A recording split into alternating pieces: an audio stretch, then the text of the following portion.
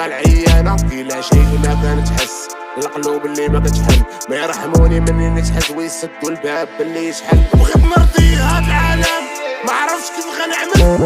يا عالم الالام معدين فيك بالمستعمل كل يوم كي كنت قبل كل انسان ما كان قبل